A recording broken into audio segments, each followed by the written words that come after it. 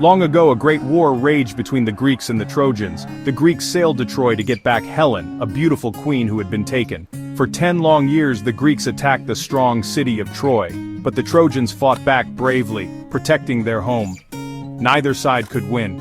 The war seemed like it would never end. The Greeks began to lose hope, their tents filled with sadness as they longed to return home.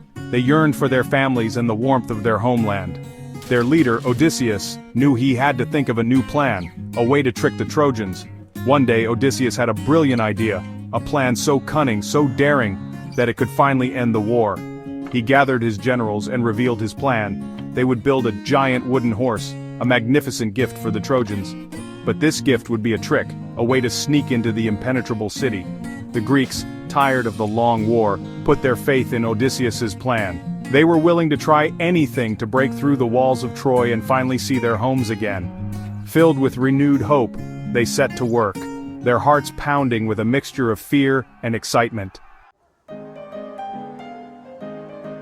The Greeks built the giant horse out of wood. They called it the Trojan horse.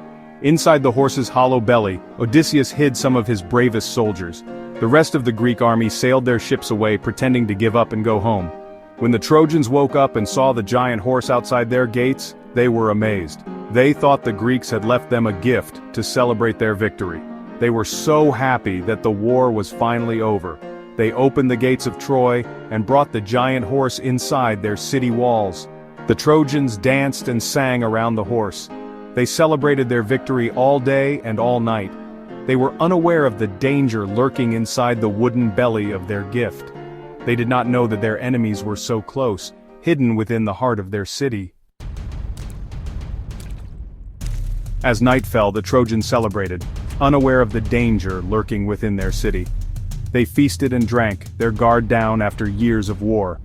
The city, usually on high alert, slumbered, exhausted from the day's excitement and relief.